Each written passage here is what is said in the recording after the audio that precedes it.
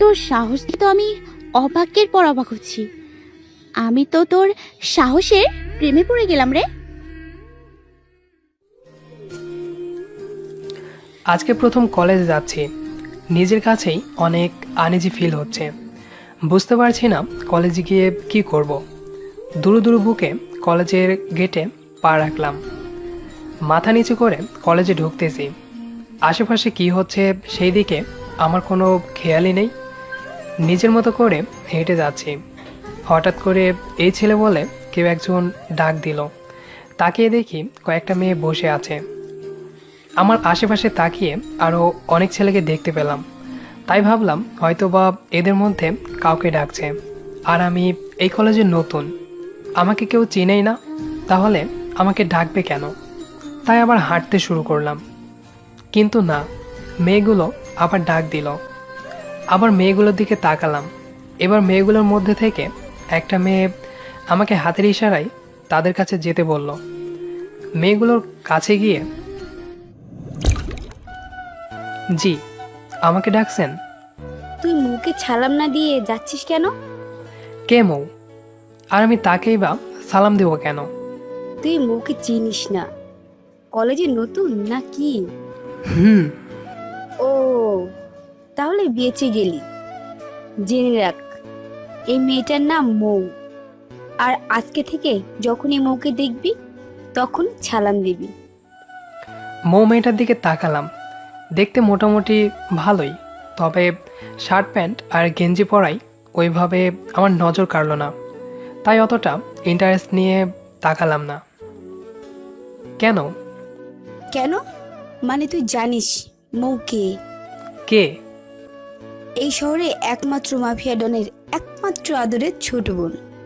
তো উনি মাফিয়ার বোন, এতে আমার কি? তাই বলে কি তাকে দেখলেই আমার সালাম দিতে হবে? তুই জানিস এই কলেজের সব ছেলে মৌকে জমের মতো ভয় পায়। উনি জম হতে যাবেন কেন? আজব তো। আর সব ছেলের কাতারে আমাকে ফেলবেন না। চুপ, বেয়াদব ছেলে। মৌ, ছেলেটার খুব বার বেড়ে গেছে, তুই এর একটা ব্যবস্থা কর। এবার মৌ নামের মেয়েটা আমার সামনে এসে দাঁড়িয়ে পড়ল। তোর নাম কি? শাহরিয়ার। বাহ, নামটা তো অনেক সুন্দর। বাবা মার রাখা নাম সুন্দর না হয়ে কি কখনো খারাপ হতে পারে? তোর তো দেখি অনেক সাহস। এই কলেজের কোনো ছেলের মধ্যে এরকম সাহস নেই যে আমার সামনে বুক ফুলিয়ে কথা বলবে। এমনকি ছেলেরা আমার সাথে কথা বলতে ঘেমে যায়। আর তো তুই, বাহ। আচ্ছা যাই হোক, তুই ক্লাসে যা। আজকে কলেজে তোর প্রথম দিন, তাই কিছু বললাম না। এরপর থেকে যেন এই ভুলটা না হয়। আপনি নিশ্চিত থাকতে পারেন, এর পরের দিন থেকেও আমি আপনাকে ভয় পাবো না। আসি, ভালো থাকবেন। এই কথা বলে চলে আসলাম। আসার আগে শুনতে পেলাম মৌয়ের বাকি বান্ধবীগুলো মৌকে বলতেছে আমাকে কেন ছেড়ে দিল। মৌ কি উত্তর দিল তা আর আমি শুনতে পেলাম না। ক্লাসে চলে আসলাম। প্রথম দিনেই মোটামুটি কয়েকটা ভালো বন্ধু তৈরি হয়ে গেল। তাদের মধ্যে একজন হচ্ছে লাবু। ছেলেটা অনেক মিশুক, খুব অল্প সময়ে মানুষকে আপন করে নেয়। লাবুর সাথে কথা বলতে বলতে ক্লাস থেকে বাইরে আসলাম। মেয়েটাকে দেখিয়ে দিয়ে লাবুকে বললাম, আচ্ছা, ওই মেয়েটাকে চিনিস? হুম, চিনি।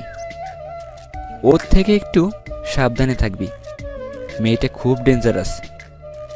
মেয়েটা বললে ভুল হবে, ওর ভাই খুব ডেঞ্জারাস, এলাকার গুন্ডা। আমাদের এলাকার সব পুলিশ মন্ত্রী ওর ভাইয়ের পকেটে।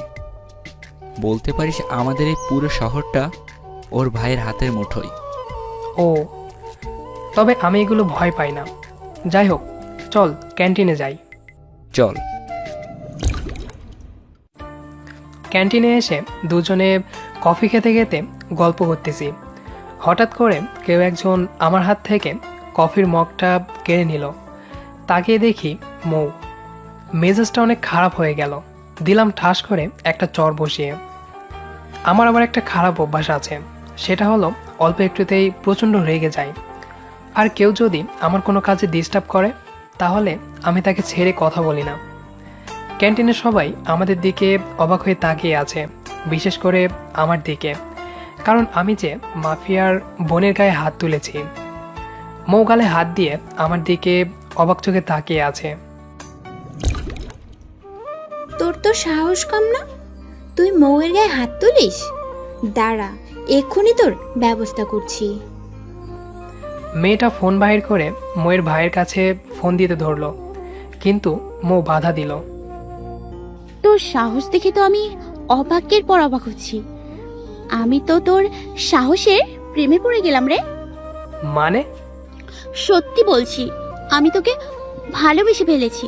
তাই তো তুই এখানে এখনো এভাবে সহি সালামতে দাঁড়িয়ে আছিস, না হলে এখন তোকে হসপিটালের বেডে শুয়ে থাকতে হতো। বলতে পারিস প্রথম দেখায় আমি তোর উপর ফিদা হয়ে গেছি। কি আজে বাজে বকছেন? চর খেয়ে কি মাথার স্ক্রু ঢিলা হয়ে গেল নাকি? মাথার স্ক্রু তো ঢিলা হয়েছে, তবে সেটা চড় খেয়ে নয়।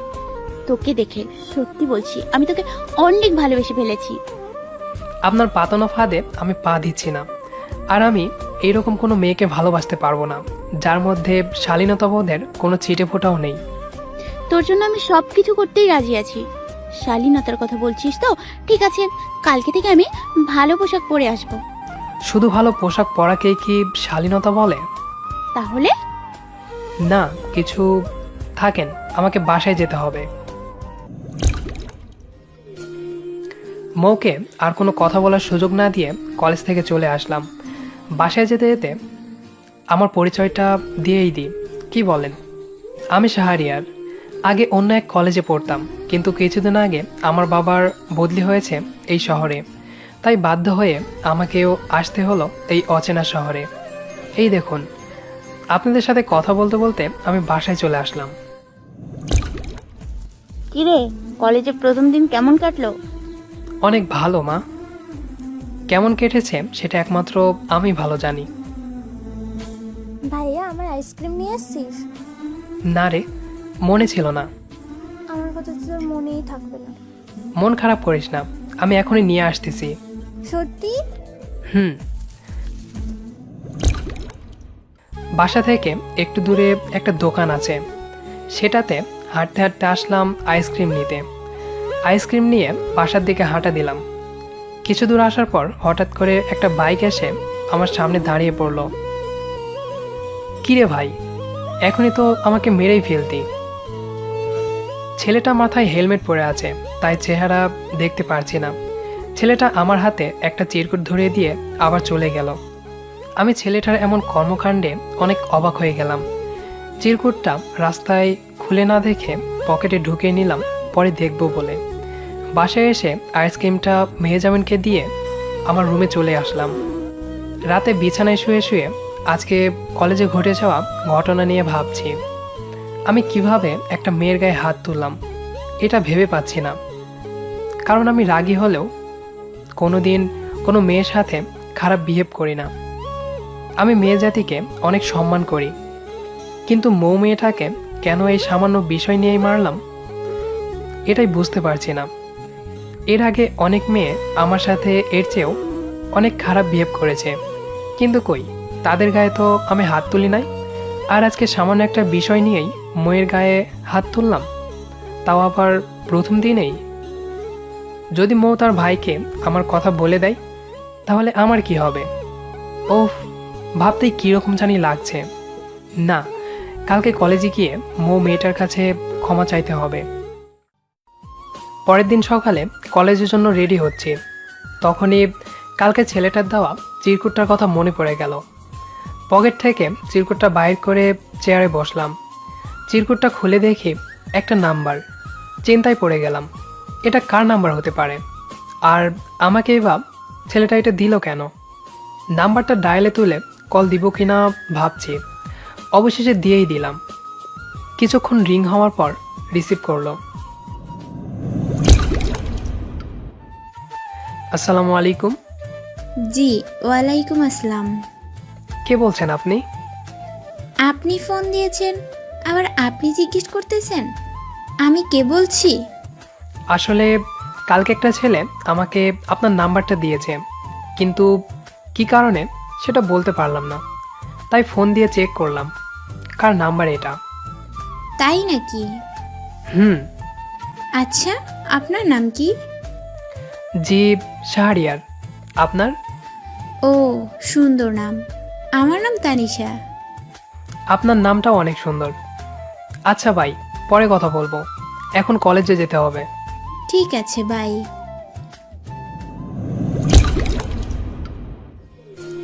ফোনটা কেটে দিয়ে মায়ের কাছ থেকে বিদায় নিয়ে কলেজের উদ্দেশ্যে রওনা দিলাম।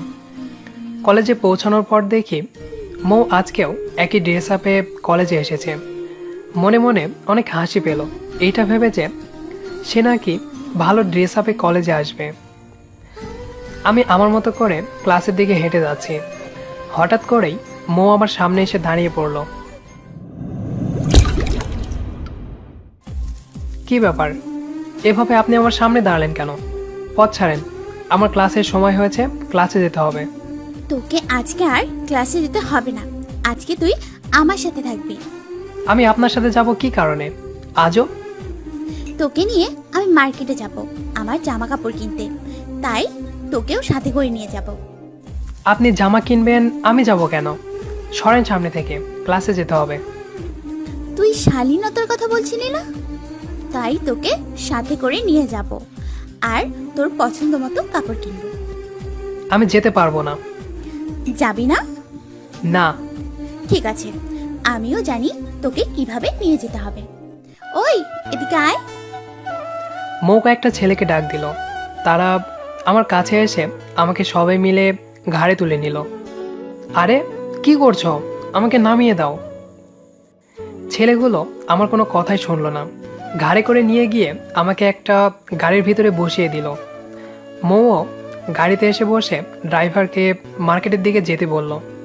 মার্কেটে গিয়ে আমার জন্য জামা কাপড় পছন্দ করে দে। পারবো না। তোকে পারতেই হবে। আমি কি করতে পারি নিশ্চয়ই সেটা এতক্ষণে বুঝতে পেরেছিস। হুম। শেষমেশ উপায় না পেয়ে মৌয়ের জন্য আমাকেই জামা পছন্দ করতে হলো। মার্কেট করা শেষে মৌ গাড়ি করে আমাকে আমার বাসার সামনে নামিয়ে দিল। শোন, আজকে বাসায় গিয়ে আমি আমার ভাইয়াকে তোর কথা বলবো কি বলবেন? যে আমি একটা ছেলেকে পছন্দ করি আর তাকে বিয়ে করব। আপনার কথা আপনি বলেন, আমার কোনো সমস্যা নেই। তবে আমি আপনার সাথে প্রেম করতে পারবো না, বিয়ে তো আরো দূরের কথা। দেখা যাবে। এই বলে মৌ চলে গেল। পরের দিন কলেজে বসে আছি, তখনই বেশ কয়েকজন ছেলে আমার সামনে এসে দাঁড়ালো। তোর নাম কি শাহরিয়ার? হুম। কেন? এই নে, ভাই তোর সাথে কথা বলবে। কোন ভাই? কথা বল, বুঝতে পারবি। ছেলেটার কাছ থেকে ফোনটা নিয়ে কানে ধরলাম। হ্যালো। আমি রাকিব বলছি। কোন রাকিব? কোন রাকিব মানে? তুই আমাকে চিনিস না? আমি মৌয়ের ভাই। ও, আপনি? তা কি কারণে আমার কাছে ফোন দিয়েছেন? তোর কারণে আমার বোন কালকে থেকে না খেয়ে আছে। কালকে থেকে জিদ ধরেছে তোকে বিয়ে করবে। আমি ঠিক করেছি তোর সাথে আজকে আমার বোনের বিয়ে দেব। আপনার বোনের মতো কি আপনারও মাথায় সমস্যা আছে নাকি? কি এত বড় কথা? আজকে আমার বোন যদি তোকে না ভালোবাসতো, তোর লাশটাও তোর পরিবার খুঁজে পেত না। এখন তুই আমার বাড়িতে চলে আয়। সরি, আমি যেতে পারবো না, বাই। ফোনটা কেটে দিয়ে ছেলেটাকে ফোনটা দিয়ে চলে আসলাম কলেজ থেকে। সন্ধ্যার সময় রুমে শুয়ে আছি, তখনই মেহজাবিন আমার রুমে আসলো। ভাইয়া, তোর সাথে কে যেন দেখা করতে এসেছে। কে? বাহিরে এসে দেখ। আচ্ছা চল দেখি। রুম থেকে বাইরে আসলাম, এসে অনেক অবাক হয়ে গেলাম, কারণ আমার বাড়িতে পুলিশ এসেছে। কি ব্যাপার, আপনার আমার বাড়িতে কেন? তোমার নাম কি শাহরিয়ার? হ্যাঁ। তোমাকে একটু আমার সাথে যেতে হবে। কেন? আমি আপনাদের সাথে যাব কেন? কি অপরাধ করেছি আমি? অপরাধ তোমার একটাই, সেটা হলো রাকিব ভাইকে না করা আর তার বোনকে না ভালোবাসা। ও, এই ব্যাপার। আপনি তাহলে রাকিবের গোলাম? কি? এত বড় কথা, আমাকে অপমান? আমি কি কোনো ভুল কথা বলেছি? রাকিবের মতো গুন্ডা মাস্তানের কথাই আপনি আমাকে ধরতে এসেছেন, অথচ আপনার রাকিবকে গ্রেপ্তার করা উচিত, আর আপনি তার কথাই উঠবস করছেন। আমি তোমার কাছে জ্ঞান নিতে আসি নাই। আমিও আপনাকে জ্ঞান দিতেছি না, ঠিক আছে? আপনি এখন আসতে পারেন। আর ও হ্যাঁ, রাকিবকে গিয়ে বলবেন এসব পুলিশ দিয়ে ভয় দেখিয়ে কোনো লাভ হবে না, এখন আসতে পারেন। পুলিশ অফিসার চলে যাওয়ার পর আমি আমার রুমে যেতে ধরলাম, তখনই মা ডাক দিল। মা যে পাশে বসেছিল সেই দিকে আমার কোনো খেয়ালই ছিল না এতক্ষণ।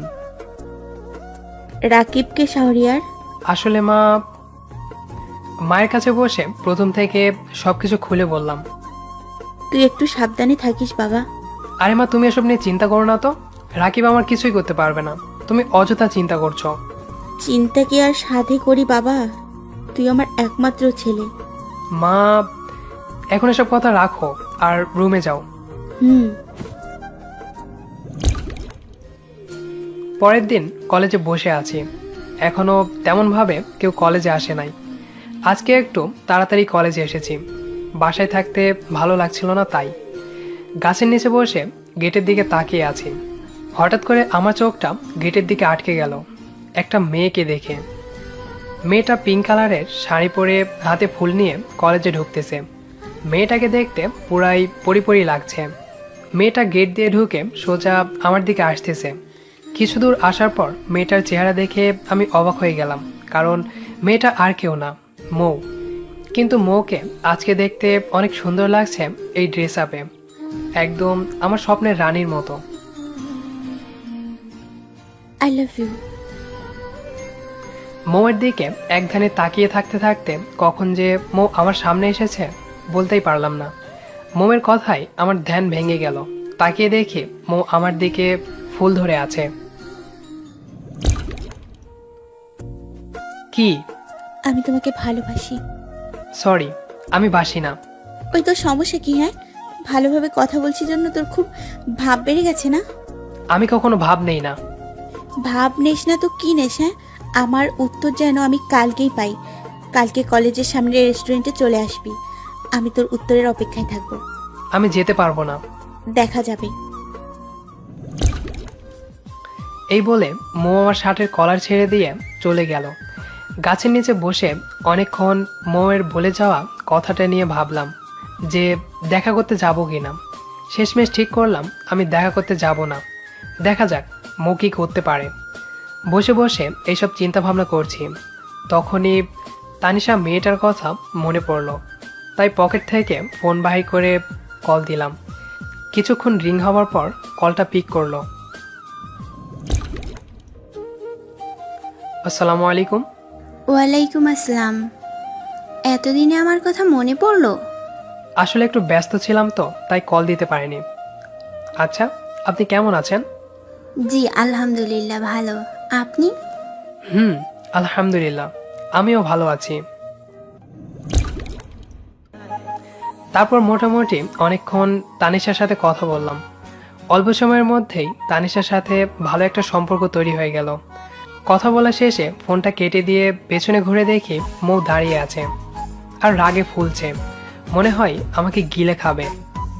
হঠাৎ করে মৌ আমাকে চড় মারতে ধরলো, আর আমিও আমার মাথাটা নিচু করে ফেললাম। চড়টা না লেগে আমার মাথার ওপর দিয়ে গেল। মৌ তাল সামলাতে না পেরে পড়ে যেতে ধরলো, সাথে সাথে আমি ধরে ফেললাম। ফলস্বরূপ আমার একটা হাত কোমরে আর একটা হাত মৌয়ের পিঠে চলে গেল। মেয়ের শরীরে স্পর্শ পেয়ে আমি কেঁপে উঠলাম, মনে হলো শরীর দিয়ে বিদ্যুৎ বয়ে গেল। মৌয়ের দিকে তাকিয়ে দেখি মৌয়েরও সেম অবস্থা।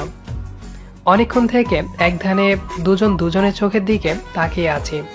আশেপাশে কি হচ্ছে সেই দিকে আমাদের কোনো খেয়ালই নেই। আমার হুঁশ ফিরলে তাড়াতাড়ি মৌকে ছেড়ে দেই। আমার কাছ থেকে ছাড়া পেয়ে মৌ দৌড় দিয়ে আমার সামনে থেকে চলে যায়। মানুষ এত নরম কি করে হয়? মৌয়ের শরীরটা একদম তুলোর মতো নরম। কথাটা আমি মনে মনে বললাম। পরের দিন কলেজের ক্লাসে বসে আছি। মৌ বারবার ফোন দিতেছে, কিন্তু আমি ফোন ধরছি না। বারবার ফোন দেওয়ায় শেষমেশ বিরক্ত হয়ে কলটা ধরলাম। তোমার সমস্যা কি? হ্যাঁ, আমি তোমার জন্য রেস্টুরেন্টে বসে আছি। থাকো, আমি যেতে পারবো না, বাই। মুখে আর কিছু বলার সুযোগ না দিয়েই ফোনটা কেটে দিলাম।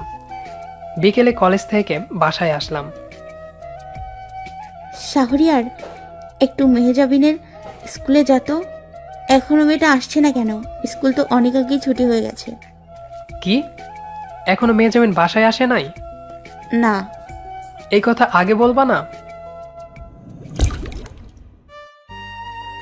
আর এক মুহূর্ত দেরি না করে মেহজাবিনের স্কুলে চলে আসলাম। স্কুলে এসে দেখি মেহজাবিন স্কুলে নেই। স্কুল নাকি অনেক আগে ছুটি হয়ে গেছে। এইদিকে মেহজাবিনকে খুঁজে পাচ্ছি না। আর ওইদিকে মৌ বারবার ফোন দিতেছে। বিরক্ত আর রাগ নিয়ে মৌয়ের কলটা ধরলাম। কলটা রিসিভ করে আমি অবাক হয়ে গেলাম, কারণ ফোনের অপর পাশে আমার ছোট বোন। ভাইয়া, তুমি কোথায়? আমি তো তোর স্কুলের সামনে, তুই ওখানে গেলি কেমনে? আর কান্না করছিস কেন? ও কি তোর সাথে কিছু করেছে? শোনো, তুমি তাড়াতাড়ি রেস্টুরেন্টে চলে আসো কেমন? সেই সকাল থেকে বসে আছি তোমার জন্য, আমরা দুজন। আসতে। Hello hello. যা বাবা, কলটা কেটে দিল। আর দেরি না করে তাড়াতাড়ি কলেজের সামনে রেস্টুরেন্টে চলে আসলাম। রেস্টুরেন্টের ভেতরে এসে দেখি পুরা রেস্টুরেন্ট ফাঁকা, শুধু একটা টেবিলে মেহজাবিন আর মৌ বসে আছে। তাদের কাছে যাওয়ার সাথে সাথে মেহজাবিন দৌড়ে এসে আমাকে জড়িয়ে ধরে কান্না শুরু করে দিল। তুই এখানে কিভাবে আসলি? ওই মেয়েটা আমাকে সকালে স্কুল থেকে জোর করে এখানে নিয়ে এসেছে, আর সকাল থেকে আমাকে আইসক্রিম খাওয়াচ্ছে, বাসায়ও যেতে দিচ্ছে না। মেহজাবিনের হাতগুলো ধরে দেখি ঠান্ডা হয়ে গেছে, সাথে চোখগুলোও অনেক লাল হয়েছে। এগুলো দেখে অনেক রাগ উঠে গেল। ময়ের সামনে গিয়ে দাঁড়ালাম। অনেক জোরে মুখে একটা চড় মারলাম। সমস্যা কি আপনার? হ্যাঁ, হিদায়ত জ্ঞান বলতে কি কিছুই নেই? না নেই, আমি শুধু তোমাকেই চাই, আর কোনো জ্ঞানের আমার দরকার নেই। আগে পাগলের ডাক্তারের কাছে গিয়ে নিজের চিকিৎসা করান, তারপর এসব কথা আমাকে বলতে আসেন। যত সব। চল মেহজাবিন। মেহজাবিনকে নিয়ে রেস্টুরেন্ট থেকে চলে আসলাম বাসায়। কোথায় পাইলি মেহজাবিনকে? পরে বলবো মা, এখন তুমি মেহজাবিনকে খাবার খাইয়ে জ্বরের ট্যাবলেট খাইয়ে দাও। কিন্তু কি কারণে? বললাম তো পরে বলবো, এখন যেটা বললাম সেটা করো। ঠিক আছে। রুমে এসে শুয়ে আছি, তখনই ফোনটা বেজে উঠল। ফোনের স্ক্রিনের দিকে তাকিয়ে দেখি লাবু কল দিয়েছে। কলটা রিসিভ করলাম। কোথায় রে তুই? বাসায়। কেন, কি হয়েছে? পার্কে একটু আয় তো। কেন? আরে আয়, তারপর বলছি। আচ্ছা তুই দাঁড়া, আমি 10 মিনিটের মধ্যে আসতেছি। ঠিক আছে। কলটা কেটে বিছানা থেকে নেমে ফ্রেশ হয়ে পার্কের উদ্দেশ্যে রওনা দিলাম। বাসার পাশেই পার্ক হওয়ায় হেঁটে হেঁটে যাচ্ছি। হঠাৎ করে একটা মাইক্রোবাস আমার সামনে এসে দাঁড়িয়ে পড়ল। কোনো কিছু বুঝে ওঠার আগেই 5 থেকে 7 জন ছেলে মাইক্রো থেকে নেমে আমাকে জোর করে মাইক্রোতে উঠিয়ে নিল। নিজেকে ছাড়ানোর জন্য অনেক চেষ্টা করলাম, কিন্তু ওরা 5-7 জন থাকায় তাদের সাথে পেরে উঠলাম না। কারা তোমরা?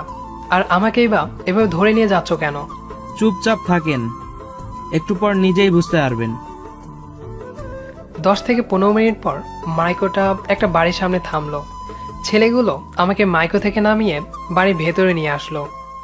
বাড়ির ভেতরে এসে আশেপাশে তাকিয়ে দেখি পুরো বাড়ির জিনিসপত্র তছনছ করা। মনে হয় এখানে একটু আগে যুদ্ধ হয়েছে। ভাই, নিয়ে এসেছি। ছেলেটা চিল্লানো শুনে আর একটা ছেলে রুম থেকে বাইর হয়ে আসলো। ওকে রুমে নিয়ে আয়। ছেলেগুলো আমাকে একটা রুমের ভেতরে নিয়ে গেল। রুমের ভেতরে গিয়ে তো আমি অবাক হয়ে গেলাম, কারণ রুমটা মৌয়ের, আর রুমের সব জিনিসপত্র ভাঙচুর করা। বিছানার মাঝখানে মৌ বসে বসে কান্না করছে, আর একটা ছেলে ওর পাশে বসে কান্না থামানোর বৃথা চেষ্টা করছে। তার মানে এই ছেলেটা রাকিব। ওই, তোরা সবাই বাইরে চলে যা। ছেলেগুলো আমাকে ছেড়ে দিয়ে সবাই রুম থেকে চলে গেল। আচ্ছা, একটা কথা আমাকে বলতো। কি? আমার বোনের মধ্যে কি কোনো কমতি আছে? দেখতে কি অসুন্দর? না। তাহলে তুই কেন আমার বোনকে মেনে নিচ্ছিস না? তোর কারণে আমার বোনটা বারবার কষ্ট পাচ্ছে। অনেক সহ্য করেছি, কিন্তু আর না। আমার বোনের দিকে তাকিয়ে তোকে এতদিন কিছু বলিনি, কিন্তু আজকে তোকে ছাড়ছি না। আজকে এখনই তোর আর আমার বোনের বিয়ে দেব। দেখি তুই কি করতে পারিস। তুই যদি কোনো প্রকার আপত্তি করিস, তাহলে তোর বাবা মা বোন কেউ আর এই দুনিয়াতে বেঁচে থাকতে পারবে না। এই বলে রাকিব রুম থেকে চলে গেল, আর আমি ধপাস করে মাথায় হাত দিয়ে বিছানায় বসে পড়লাম। রুমে শুধু আমি আর মৌ রয়েছি। মৌ বসে বসে কান্না করছে, আর আমি চিন্তা ভাবনা করছি বিয়েটা কোনোভাবে আটকানো যায় কিনা। মৌ আর চোখে বারবার আমার দিকে তাকাচ্ছে, আবার কান্নাও করছে। বসা থেকে দাঁড়িয়ে পড়লাম, মৌয়ের সামনে গিয়ে বললাম,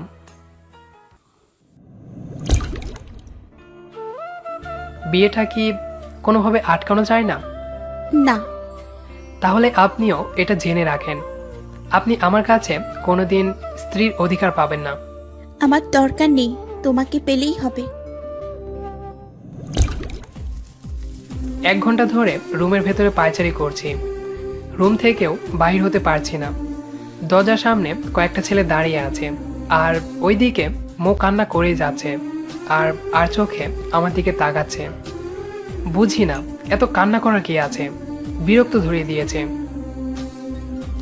এত কান্না করছেন কেন? হ্যাঁ, কান্না থামান। আমার ধমক শুনে মৌ কান্না থামিয়ে দিল। 20 মিনিট পর একটা মেয়ে এসে মৌকে বাইরে নিয়ে গেল।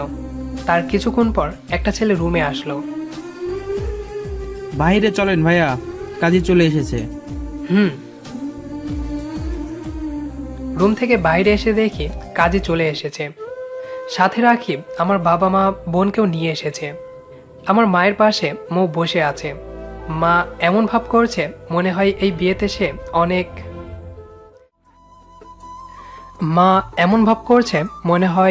এই বিয়েতে অনেক খুশি। শেষমেশ বিয়েটা আর আটকাতে পারলাম না, মৌ আমাকে বিয়ে করেই ছাড়লো। কাজী যখন আমাকে কবুল বলতে বলেছিল, আমি 3 বার কবুল বলতে 10 মিনিট সময় নিয়েছিলাম। বিয়ে পড়ানোর শেষে কাজী চলে গেল। সোফায় ঘরে সবাই বসে আছি, আমার পাশে মৌ বসে আছে। আমার বোনটা আজকে থেকে তোমার আমানত। প্লিজ এমন কোনো কাজ করো না যার দরুন ও কষ্ট পায়। ছোটবেলায় বাবা মা মারা যাওয়ার পরে আমি ওকে কোলে পিঠে করে বড় করেছি, কখনো কোনো প্রকার কষ্ট ওর কাছে ঘেঁষতে দেইনি। আশা করি তুমিও আমার বোনকে কোনো প্রকার কষ্ট দিবে না। যদিও বা তোমার এই বিয়েতে কোনো মত নেই, তবুও এখন থেকে মৌ তোমার স্ত্রী, এই কথাটা মনে রাখবে। তোমাকে এই ব্যাপারে কোনো টেনশন করতে হবে না মৌ। আজকে থেকে আমার বৌমা না, নিজের মেয়ে। মৌকে প্রথম দেখায় আমার অনেক ভালো লেগেছে, তাই তো আমি বিয়েটা হতে দিলাম। না হলে ছেলের মতের বিরুদ্ধে গিয়ে এই বিয়ে আমি কখনোই হতে দিতাম না। তুমি এসব ব্যাপার নিয়ে কোনো টেনশন করবে না। দেখি শাহরিয়ার কিভাবে মৌকে মেনে না নেয়। আপনাদের যে কি বলে ধন্যবাদ দিব বুঝতে পারছি না। আমি কোনো কথা বলছি না, চুপচাপ শুধু শুনে যাচ্ছি। এখন তাহলে আমরা আসি। এক্ষুনি চলে যাবেন? হুম। আচ্ছা ঠিক আছে। তারপর মৌকে নিয়ে জেলখানা মৌদের বাসা থেকে নিজেদের বাসায় ফিরে আসলাম। বিছানায় শুয়ে আছি, মৌ মায়ের রুমে আছে। এখনও আমার রুমে আসে নাই। মৌ আমার রুমে আসলো কিনা সেটা নিয়ে আমার কোনো মাথা ব্যথা নেই, কারণ আমি মৌকে স্ত্রী হিসেবে মানি না। কিছুক্ষণ পর মৌ ওড়না দিয়ে বড় একটা ঘোমটা টেনে রুমে আসলো। রুমে এসে যখনই আমার পা ধরে সালাম করতে যাবে, অমনি আমি পাটা সরিয়ে নিলাম। আমার এমন আচরণে মৌ মনে হয় অনেক অবাক হয়েছে, তাই তো মূর্তির মতো দাঁড়িয়ে আছে। এভাবে দাঁড়িয়ে আছেন কেন? যান সোফায় গিয়ে ঘুমিয়ে পড়েন। আমার কথা শুনে মৌ ঘোমটাটা সরিয়ে আমার দিকে ছলছল চোখে তাকালো। সোফায় ঘুমাবো মানে? এই সহজ কথা বুঝতে পারছেন না? আমি আপনাকে স্ত্রী হিসেবে মানি না, তাই আপনি আমার সাথে এক বিছানাতেও ঘুমাতে পারবেন না। তাই বললাম আপনি সোফায় গিয়ে ঘুমিয়ে পড়েন। কেন? আমার সাথে এমন কি করেছো? আমি তোমাকে সত্যি নিজের থেকেও বেশি ভালোবাসি।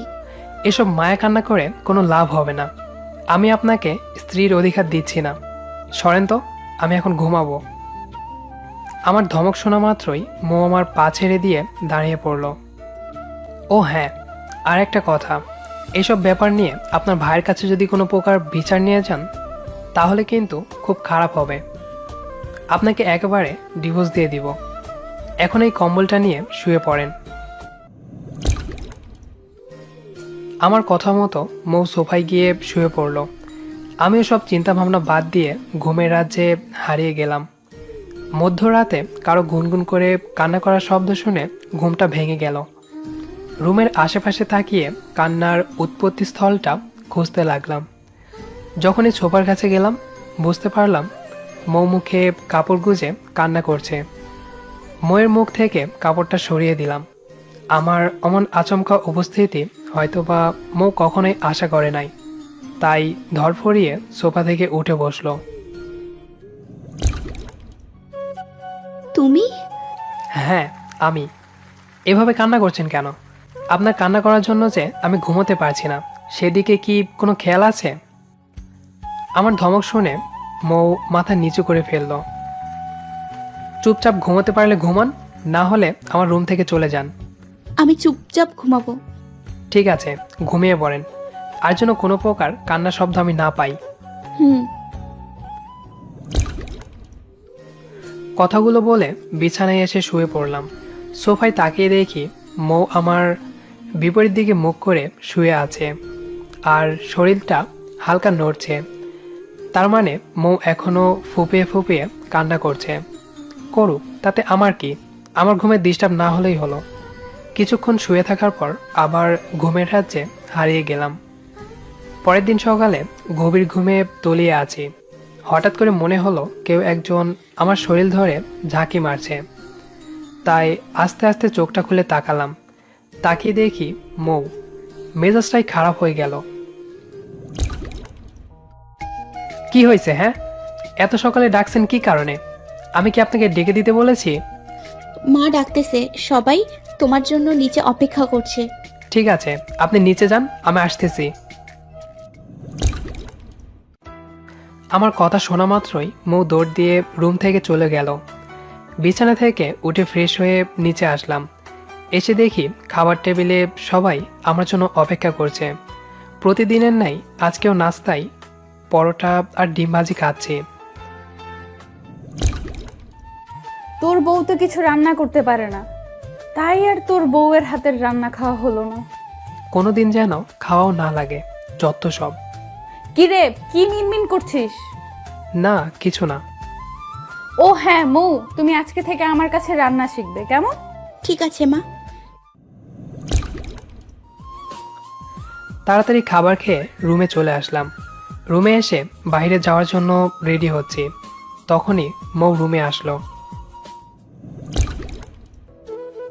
তুমি কি কোথাও যাচ্ছ?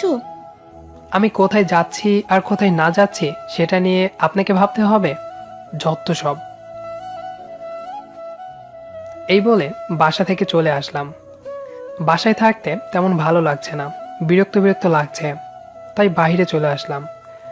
সকাল থেকে দুপুর পর্যন্ত শহরের এইদিক ওদিক একা একাই ঘুরে বেড়ালাম। এর মধ্যে মৌ 2বার ফোন দিয়েছিল, 2বারই আমি ধমক দিয়ে ফোনটা কেটে দিয়েছি। শহরের এদিক ওদিক ঘোরাফেরা করে দুপুরে বাসায় ফিরে আসলাম। কিরে, কোথায় গেছিলি? বাইরে ঘুরতে। তোর যে বিয়ে হয়েছে এইটা কি মাথায় আছে? না, নেই। কেন নেই? কেন? মা, আমি এই বিয়ে মানি না, তাই আর এই সম্পর্কে আমি কোনো কথা বলতে চাইতেছি না। দেখ বাবা, যা হবার হয়েছে, তুই মৌকে মেনে নে। সত্যি মৌ তোকে অনেক ভালোবাসে। আমি তোর মা না? মায়ের কথা তুই ফেলে দিবি? মা, বললাম না এই বিষয় নিয়ে আমি কোনো কথা বলতে চাচ্ছি না। মাকে আর কোনো কথা বলার সুযোগ না দিয়ে রুম থেকে চলে আসলাম। রুমে এসে দেখি মৌ বিছানায় শুয়ে আছে। আমাকে দেখার সাথে সাথেই মৌ বিছানা থেকে উঠে পড়ল। কোথায় গেছিলে তুমি? কি হলো, কথা বলছো না যে? আমি মৌয়ের কথার কোনো জবাব না দিয়ে বাথরুমে ফ্রেশ হতে গেলাম। ফ্রেশ হয়ে এসে দেখি মৌ খাবার নিয়ে বসে আছে। এই নাও তোমার খাবার। কোনো কথা না বলে খাবার প্লেট নিয়ে খাওয়া শুরু করে দিলাম। আমি খাচ্ছি, আর আমার পাশে মৌ বসে বসে আমার দিকে হা করে তাকিয়ে আছে। আপনি এভাবে আমার দিকে তাকিয়ে থাকলে খাবো কি করে? হ্যাঁ, সরি। আমার ধমক শুনে মৌ মন খারাপ করে আমার পাশ থেকে উঠে রুমের বাইরে চলে গেল। মন খারাপ করলো তাতে আমার কি?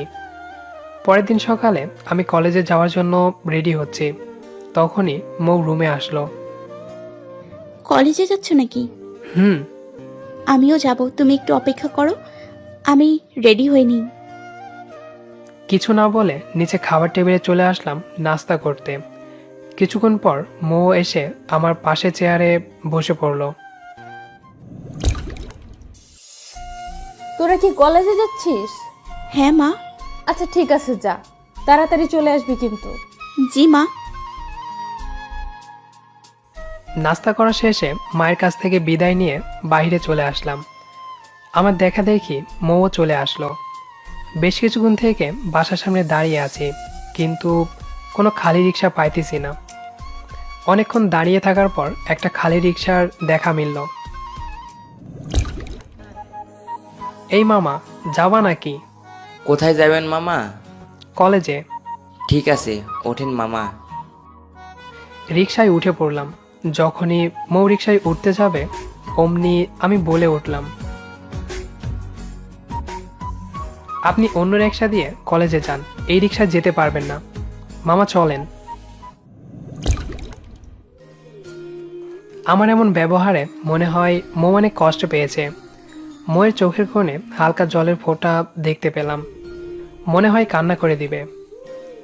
দিবে, তাতে আমার কি? কলেজে গিয়ে কিরে মামা, কি শুনতেছি এগুলা? তোর নাকি মৌয়ের সাথে বিয়ে হয়েছে? তা বিয়ে হয়েছে ভালো কথা, কিন্তু তোরা দুজন একই রিক্সায় না এসে আলাদা আলাদা রিক্সায় আসলি কেন? অন্য আর কোনোদিন বলবো, আজকে বাদ দে এসব কথা, চল ক্লাসে যাই। আচ্ছা ঠিক আছে, চল। ক্লাস শেষ করে মৌকে না নিয়েই বাসায় চলে আসলাম। কিরে, মৌ কোথায়? জানি না, মনে হয় কলেজে আছে। জানিস না মানে? তোর সাথে না মৌ কলেজে গেল? তুই মৌকে না নিয়ে কলেজ থেকে চলে আসলি কি কারণে? হ্যাঁ, মা, আমার ভালো লাগছিল না, তাই সোজা বাসায় চলে আসলাম। আমিও তো কিছু বুঝি না। তুই এখন কলেজে গিয়ে মৌকে নিয়ে আসবি। মা। মা করে লাভ নাই, যা বললাম তাই কর। শেষমেশ উপায় না পেয়ে আবার কলেজে ফিরে আসলাম। এসে দেখি মৌ তার বান্ধবীদের সাথে বসে আড্ডা দিতেছে। চলেন বাসায় যাই, মা ডাকতেছে। এত জরুরি তলব কেন তুলা ভাই? রিয়া, কি বলছিস? চুপ কর। তুই চুপ থাকতো। তা দুলা ভাই, আমাদের বান্ধবী আপনাকে কিরকম আদর করে? রিয়া। সেটা আপনার বান্ধবীকে জিজ্ঞাসা করেন কেমন। আর আপনি কি যাবেন নাকি আমি চলে যাব? যাব, চলো। কলেজের গেটের সামনে এসে একটা রিক্সা ভাড়া করলাম। উঠে পড়েন। মামা যাও। তুমি যাবে না? যাব, তবে আরেকটা রিক্সা দিয়ে। কেন? এই রিক্সায় গেলে কি এমন হয়? আমি তো তোমার স্ত্রী, অন্য কেউ আর তো না। প্লিজ উঠে পড়ো। মা যদি আমাদের দুজনকে দুই রিক্সায় দেখে তাহলে খুব খারাপ ভাববে, প্লাস মন খারাপ করবে। কমপক্ষে মায়ের কথা চিন্তা করে। শেষমেশ মায়ের কথা ভেবে রিক্সায় উঠে পড়লাম। আমি রিক্সায় উঠতে মৌ এমন খুশি হয়েছে মনে হয় সে বিশ্ব জয় করেছে। রিক্সা তার আপন গতিতে চলছে, আর আমি বসে আছি রিক্সার এক কোণায়। কারণ বারবার মৌয়ের শরীরের সাথে আমার শরীর টাচ লাগছে, তাই একটু দূরত্ব বজায় রাখার চেষ্টা করছি। কি ব্যাপার, ওইদিকে চেপে বসছো কেন? পড়ে যাবে তো। এদিকে আসো। না থাক, আমি এখানেই ঠিক আছি। আসো না। রিক্সায় বসে আছি, হঠাৎ করে রিক্সার একটা চাকা রাস্তায় থাকা ছোট ছোট গর্তের মধ্যে পড়ে গেল, যার ফলে রিক্সাটা অনেক জোরে ধাক্কা মারলো। আর আমি ধাক্কা সামলাতে না পেরে আমি মৌয়ের গালে গিয়ে কিস করে ফেলি। এমন আকম্পিক ঘটনার জন্য আমরা দুজনেই প্রস্তুত ছিলাম না। মৌ লজ্জায় মাথা নিচু করে আছে, আর আমি কি একটা অবস্থা। বাসার কাছে এসে যখন রিক্সাটা থামলো, মৌ আর 1 সেকেন্ডও দেরি না করে রিক্সা থেকে নেমে দৌড় দিয়ে বাসার ভেতরে চলে গেল। আমি রিক্সার ভাড়া মিটিয়ে ভেতরে আসলাম। এখন কিভাবে নিয়ে আসতে পারলি? মা, প্রতিদিন এইভাবেই নিয়ে আসবি, আর কোনোদিন যদি ছেড়ে আসিস তাহলে সেদিন তুইও বাসায় ঢুকতে পারবি না, বুঝলি? হুম। এখন রুমে যা, আমি খাবার রেডি করছি। রুমে এসে দেখি মৌ নেই, মনে হয় বারান্দায় আছে, তাই বারান্দায় গেলাম। মৌ এক হাত দিয়ে বারান্দার রেলিং ধরে দাঁড়িয়ে আছে, আর অন্য হাত গালে দিয়ে কি জানি চিন্তা ভাবনা করছে, আর বারবার মুসকি মুসকি হাসতেছে। আমি আর বারান্দায় না থেকে রুমে এসে ফ্রেশ হতে চলে গেলাম। ফ্রেশ হয়ে বাথরুম থেকে বাইর হয়ে দেখি মৌ কাপড় চেঞ্জ করতেছে। আমাকে দেখার সাথে সাথে মৌ চিৎকার দিয়ে উঠল।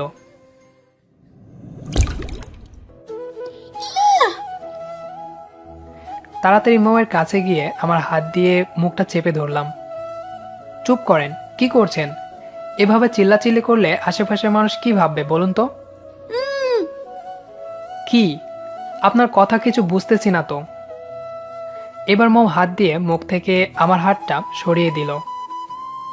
এইভাবে কেউ কারো মুখ চেপে ধরে? আমার দম বন্ধ হয়ে যেত এখনই। সরি। আর আপনি বাথরুমে কাপড় চেঞ্জ করতে পারেন না? হ্যাঁ, তুমি বাথরুমে? তাই ভাবলাম রুমেই চেঞ্জ করে নিই।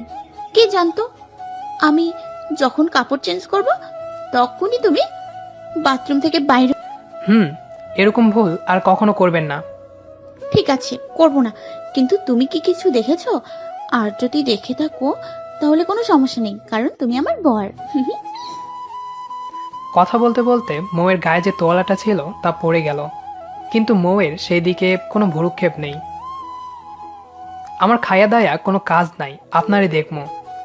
এতক্ষণ কিছু দেখতে পারি নাই, তবে এখন কিছু কিছু দেখতে পারতেছি। মানে? আপনার তোয়ালেটা নিচে পড়ে গেছে। কি? মৌ নিচে তাকিয়ে দেখে তোয়ালেটা মেঝেতে পড়ে আছে। তাড়াতাড়ি করে তোয়ালেটা আবার পরে নিল।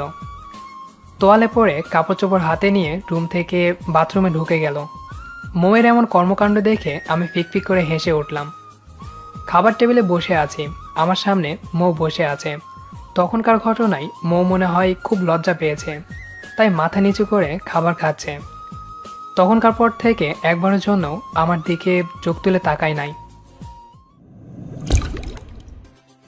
কি ব্যাপার মৌ, তুমি এভাবে মাথা নিচু করে খাচ্ছ কেন?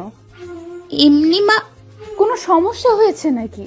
এই হারামজাদা কিছু বলেছে? না মা। এই যদি তোমার সাথে কখনো রাগারাগি করে তাহলে তুমি শুধু আমাকে বলবা, বাকিটা আমি দেখব। জি মা। খাওয়া দাওয়া শেষ করে সবাই মিলে ডাইনিং রুমে বসে টিভি দেখতেছি। তখনই আব্বু অফিস থেকে বাসায় ফিরে আসলো। কি ব্যাপার, আজকে এত তাড়াতাড়ি যে চলে আসলা? এমনি। শাহরিয়ার, এই নে। আব্বুর হাত থেকে চাবিটা নিয়ে দেখি একটা বাইকের চাবি। কি ব্যাপার আব্বু, এটা তো বাইকের চাবি। এটা বাইকের চাবি, নতুন বাইক কিনে আনলাম। আব্বুর কথা শুনে আমি বসা থেকে উঠে পড়লাম। আমি স্বপ্ন দেখছি নাকি বাস্তবে আছি তা জানার জন্য আমার হাতের মধ্যে একটু চিমটি কাটলাম। না, ব্যথা লাগলো। তার মানে আমি বাস্তবেই আছি। বাস্তবেই আব্বু আমাকে বাইক কিনে দিয়েছে, আমি ভাবতেই পারছি না। কি রে, পাগল হইলি নাকি? এরকম করছিস কেন? একটা জিনিস ভাবতেছি, আমি তোমার কাছে 1 বছর ধরে একটা বাইক কিনে চাইতেছি, কিন্তু তুমি কিনে দিতেছ না। তবে আজকে না বলার পরও বাইক কিনে দিলে কেমনে কি? ভাবিস না এটা তোর জন্য কিনছি। তাহলে? এটা বৌমার জন্য। তোমার বৌমা বাইক চালাবে? বৌমা বাইক চালাবে কেন? তুই চালাবি, আর বৌমা পিছনে বসে থাকবে। প্রতিদিন কলেজে নিয়ে যাবি, আবার নিয়ে আসবি। ও, কুলিগিরি করার জন্য বাইক কিনে দিলা? যেটা ভাববি সেটাই। এখন বাইরে গিয়ে দেখ বাইক আছে, যা একটু ঘুরে আয়, দেখ সব কিছু ঠিকঠাক আছে কিনা। হুম। দেখতে দেখতে 5 মাস হয়ে গেল। আমি এখনো ঠিক আগের মতোই মৌকে অবহেলা করি, কিন্তু মৌ আমাকে আগের মতোই ভালোবাসে। বুঝতে পারি না এত অবহেলার পরও মৌ কিভাবে আমাকে এত ভালোবাসে। যে মেয়েটা বাসায় 1 গ্লাস পানি নিজ হাত দিয়ে খেত না, সেই মেয়েটা কিভাবে এত কষ্ট করে শুধুমাত্র আমার ভালোবাসা পাবার জন্য। যাই হোক, আজকে আমি একটা চাকরির ইন্টারভিউ দিতে যাচ্ছি। বিয়ে যখন হয়েছে তখন চাকরি তো করতেই হবে। ইন্টারভিউটা দিয়ে মিষ্টি নিয়ে বাসায় ফিরে আসলাম, কারণ আল্লাহর অশেষ রহমতে চাকরিটা আমার হয়েছে। মা, এই নাও মিষ্টি খাও। কিসের মিষ্টি? আরে আজকে আমি যে চাকরির ইন্টারভিউ দিতে গিয়েছি সেই চাকরিটা আমার হয়েছে। সত্যি? মা। যাক বাবা, অনেক ভালো হয়েছে। উপরে বৌমা আছে, এই মিষ্টি নিয়ে গিয়ে বৌমাকে খাইয়ে দে। রুমে এসে অনেক অবাক হয়ে গেলাম, আবার কিছুটা খারাপও লাগলো, কারণ মিষ্টি নিয়ে রুমে এসে দেখি মৌ আমার একটা ছবি হাতে নিয়ে কান্না করছে। মৌকে কান্না করতে দেখে খারাপ লাগলো। আমি যে রুমে এসেছি সেই দিকে মৌয়ের খেয়ালই নেই, সে ফুপিয়ে ফুপিয়ে কান্না করেই যাচ্ছে। এই যে আমার কথা শোনা মাত্রই মৌ কান্না থামিয়ে ধরফরিয়ে উঠে পড়ল। কে কে কে? এত অস্থির হবার কিছু নেই, অন্য কেউ না, আমি। ও তুমি? তুমি কখন আসলে? কিছুক্ষণ আগে। আচ্ছা, আপনি কান্না করছেন কেন? কই কান্না করলাম? মিথ্যে বলে লাভ নেই, আমি এতক্ষণ এখানে দাঁড়িয়ে থেকে আপনার কান্না দেখলাম। এখন বলেন কি কারণে কান্না করছিলেন? আচ্ছা, একটা কারণ। কি কারণ? বোকার মতো প্রশ্ন করছো কেন? তুমি ভালো করেই জানো কি কারণে আমি কান্না করছি। মৌয়ের কথা শুনে আমি মাথা নিচু করে ফেললাম। কি হলো, এখন মাথা নিচু করলে কেন? আচ্ছা বাদ দাও এসব, এখন বলো তোমার হাতে মিষ্টি কেন? আসলে আমার চাকরিটা হয়ে গেছে, তাই মিষ্টি নিয়ে আসছিলাম। তাহলে দাঁড়িয়ে আছো কেন? খাওয়াই দাও। আমি? আচ্ছা ঠিক আছে, হা করেন। তারপর আর কি, আমি নিজ হাতে মৌকে মিষ্টি খাইয়ে দিলাম। জয়েন কবে থেকে? কালকে থেকে। চাকরিটা কি করাই লাগতো? পড়াশোনাটা শেষ করে করা যেত না? যেত, তবে নিজের কাছে খারাপ লাগে যখন বিয়ে করার পরও বাবার টাকে চলাফেরা করি। তাহলে তুমি এই বিয়ে মেনে নিয়েছো? না মানে তা না। আচ্ছা আমি এখন নিচে যাই, কেমন? তাড়াতাড়ি কেটে পড়লাম, কারণ মৌয়ের সামনে বেশিক্ষণ থাকলে কখন যে কি বলে দিতাম আল্লাহ তাআলাই ভালো জানেন। পরের দিন সকালে খাবার টেবিলে সবাই মিলে বসে খাবার খাচ্ছে। পড়াশোনাটা শেষ করে চাকরিটা করা যেত না? আব্বু, আমি কি পড়াশোনা একেবারে ছেড়ে দিলাম নাকি? চাকরিও করব, পাশাপাশি পড়াশোনাও করব। দেখো তুমি যেটা ভালো মনে করো। আচ্ছা আমি তাহলে আসি, অফিসের সময় হয়ে যাচ্ছে। আচ্ছা সাবধানে যাই। বাড়ির বাইরে এসে বাইকটা স্ট্যান্ড দিয়ে যেই না যেতে ধরবো অমনি মৌ এসে বাইকের সামনে দাঁড়িয়ে পড়ল। কি হলো, এভাবে বাইকের সামনে দাঁড়িয়ে পড়লেন যে? তোমাকে কিছু কথা বলা ছিল। কি কথা? অফিসে যাচ্ছ ভালো কথা, কিন্তু ভুল করেও কোনো মেয়ের দিকে তাকাবে না। অন্য মেয়ের দিকে তাকালে চোখ দুটো খুলে নেব। এখন যাও আর পৌঁছে আমাকে ফোন। অফিসে আসার পর স্যার আমাকে সকলের সাথে পরিচয় করে দিল। আজকে আমার প্রথম দিন, তাই তেমন কোনো কাজ নেই, নিজের কেবিনে বসে আছি। হঠাৎ করে ফোনটা বেজে উঠল। ফোনের দিকে তাকিয়ে দেখি মৌ ফোন দিয়েছে। হ্যালো। তোমাকে না বলেছিলাম অফিসে পৌঁছে আমাকে ফোন দিবা? ফোন দাও নাই কেন? দেখেন, আপনার এইসব আজাইরা কথাবার্তা শোনার আমার সময় নেই, আমি এখন ব্যস্ত আছি, বাই। আমার কথাটা। মৌ অন্য কিছু বলার আগেই ফোনটা কেটে দিলাম। 5টায় অফিস ছুটি হলো। বাসায় আসতে আসতে 5:30 বেজে গেল। কি রে, অফিসের প্রথম দিন কেমন কাটলো? ভালো মা। আচ্ছা, রুমে গিয়ে ফ্রেশ হয়ে নে। হুম। রুমে এসে দেখি মৌ বিছানায় বসে আছে। আমাকে দেখে বিছানা থেকে উঠে বারান্দায় চলে গেল। আমি সেদিকে ভ্রুক্ষেপ না দিয়ে বাথরুমে ফ্রেশ হতে চলে গেলাম। ফ্রেশ হয়ে নিচে খাবার টেবিলে আসলাম। বৌমা কোথায়? রুমে। বৌমাকে নিয়ে আসলে না কেন? ও তো দুপুরে কিছু খায় নাই। দুপুরে কিছু খাই নাই? না। আচ্ছা, তুমি খাবার দাও, আমি ওপরে নিয়ে যাই। আচ্ছা।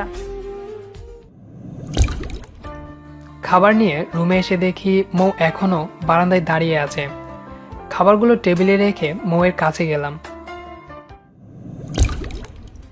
আপনি নাকি দুপুরে কিছু খান নাই? কি হলো, কথা বলছেন না কেন? খান নাই কি কারণে? অসুস্থ হলে কে আপনার সেবা করবে? হ্যাঁ, আপনার ভাইকে জবাব দিয়ে কে দিবে?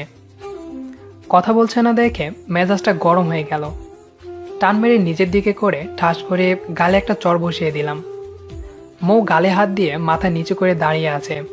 এক হাত ধরে টেনে রুমে এনে বিছানায় বসিয়ে দিলাম। নিন, খান। খাচ্ছে না দেখে আমি হাত ধুয়ে প্লেট হাতে নিয়ে চেয়ার টেনে মৌয়ের সামনে বসে পড়লাম।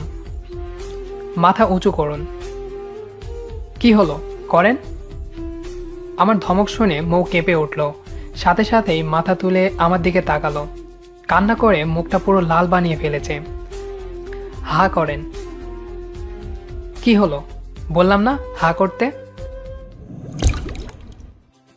এবার মৌ আমার কথা শুনে হা করলো। মৌকে খাওয়ানো শেষে আমি নিজেও খেয়ে নিলাম। রাতে বিছানায় শুয়ে আছি বললে ভুল হবে, কারণ আমি বসে বসে ঘুমন্ত মৌয়ের মায়াবী চেহারার দিকে তাকিয়ে আছি। এখন প্রায় প্রতিটা রাতই আমি এভাবে মৌয়ের দিকে তাকিয়ে থাকি। হ্যাঁ, আমিও মৌকে ভালোবেসে ফেলেছি, কিন্তু এখনো বলে উঠতে পারিনি। আমি বুঝতে পেরেছি মৌ আমাকে তার জীবনের থেকেও বেশি ভালোবাসে। পরের দিন। আজকে দুপুরে আমি তোমার জন্য খাবার নিয়ে আসব। অফিসের জন্য রেডি হচ্ছিলাম, তখনই মৌ এসে কথাটি বলল। মানে হলো তুমি দুপুরে বাইরে খাবার খাবে না, বাসা থেকে আমি খাবার নিয়ে যাব। তার কোনো প্রয়োজন নেই। প্রয়োজন আছে কিনা সেটা আমি ভালো করেই জানি। বলেছি নিয়ে যাব তো নিয়ে যাবই। আপনার ইচ্ছে। এই বলে অফিসে চলে আসলাম। নিজের কেবিনে বসে অফিসের কিছু কাজ করছি। কেবিনের দেয়াল থাই গ্লাস দিয়ে তৈরি হয়, আশেপাশে কি হচ্ছে সেটা খুব ভালো করেই দেখা যায়। তা আমার সামনে রিয়া নামের একটা মেয়ের ডেস্ক। অনেকক্ষণ থেকে দেখছি মেয়েটা ডেস্কে বসে এক ধ্যানে মোবাইলের দিকে তাকিয়ে আছে। চেয়ার থেকে উঠে রিয়ার ডেস্কের সামনে গেলাম। রিয়া এক ধ্যানে ফোনের দিকে তাকিয়ে আছে। আমি যে ডাকছি সেই দিকে খেয়ালই নেই। রিয়া। জি জি স্যার। আপনি একটু আমার কেবিনে আসুন তো। জি স্যার। আমি কেবিনে আসার পর কিছুক্ষণ পর রিয়াও আসলো। স্যার আসতে পারি? আসেন, বসেন। ধন্যবাদ স্যার। স্যার আমাকে কি কারণে ডাকলেন? একটা কারণ আছে। আমি অনেকক্ষণ থেকে লক্ষ্য করছি আপনি এক ধ্যানে মোবাইলের স্ক্রিনের দিকে তাকিয়ে আছেন। কি কোনো সমস্যা? না, কোনো সমস্যা নেই। সমস্যা তো নিশ্চয় আছে, কারণ আমি কালকেও এই বিষয়টা লক্ষ্য করেছি। আসলে স্যার। বলেন। আসলে স্যার, আমি একটা ছেলেকে 6 বছর যাবৎ ভালোবাসি, কিন্তু ছেলেটা আমাকে ভালোবাসে না। তারপর? আমি যখনই একাকিত্ব অনুভব করি তখনই ছেলেটার ছবির দিকে তাকিয়ে থাকি। কিছুক্ষণ তাকিয়ে থাকলে একাকিত্ব বোধ দূর হয়ে যায়। কে সেই দুর্ভাগা যে আপনার ভালোবাসাকে বারবার উপেক্ষা করছে? আমি কি তাকে দেখতে পারি? জি স্যার, এই নিন। রিয়ার কাছ থেকে ফোনটা নিয়ে ছেলেটাকে দেখে আমার চোখ কপালে উঠে গেল, কারণ ছবিটা ছিল মৌয়ের ভাইয়ের। এটাই সে ছেলে? জি স্যার। আপনি জানেন এই ছেলেটাকে? জি স্যার, গুন্ডা, মাস্তান, মাফিয়া। এটা জানার পরও তাকে ভালোবাসেন? জি স্যার, গুন্ডা মাস্তান তো সেদিন হয়েছে, আমি ওকে সেই ক্লাস 10 থেকে ভালোবাসি। তখনও কলেজে পড়তো। গুন্ডা মাস্তান হলে কি হবে, ওর মনটা অনেক ভালো। আমার সাথে এই ছেলের সম্পর্ক কি জানেন? কি স্যার? ইনি আমার সম্বন্ধী, মানে ওয়েট, তাহলে আপনি মেবি সেই ছেলে যাকে মৌ আপু ভালোবেসে বিয়ে করেছে। হুম। আপনি খুব লাকি স্যার, মৌ আপু আপনাকে অনেক ভালোবাসে। হুম, রাকিব ভাইও অনেক লাকি আপনার মতো মেয়েকে জীবন সাথী হিসেবে পাবে। সেটা কি আর হবে, ও তো আমাকে দেখতেই পারে না। 6 বছর যাবৎ পিছনে ঘুরছি, কিন্তু ও আমাকে পাত্তাই দিচ্ছে না। এতদিন দেই নাই, তবে এখন থেকে দিবে। সেটা কিভাবে? আমার মাথায় একটা প্ল্যান আছে। কি প্ল্যান স্যার, বলেন। রিয়া উত্তেজিত হয়ে কখন যে আমার হাত ধরে ফেলছে বুঝতেই পারি নাই। রিয়া আমার হাত ধরে প্ল্যানটা সম্পর্কে জানতে যাচ্ছে। এমন সময় দুপুরের খাবার নিয়ে মৌ আমার কেবিনে আসলো। মৌ কেবিনে ঢুকেই রিয়া আমার হাত ধরেছে দেখে চিল্লায়ে উঠল। ভাগ্য ভালো রুমটা সাউন্ড প্রুফ ছিল, না হলে অফিসের সবাই চিল্লানোর আওয়াজ শুনতে পেত। ওই বজ্জাত মেয়ে, তুই আমার বরের হাত ধরছিস কেন? আরে আমার কথা শোনেন। তুমি চুপ থাকো, তোর সাহস তো কম না, আমার বরের হাত ধরছিস। আজকে তোকে। মৌ রিয়াকে চর মারতে ধরল। আমি সাথে সাথেই মৌয়ের হাতটা ধরে ফেললাম। আর একটু দেরি হলেই রিয়া চর খেয়ে বসত। কি করছেন কি? হ্যাঁ, নিজের হবু ভাবির গায়ে হাত তুলছেন? হবু ভাবি মানে? শোনেন তাহলে।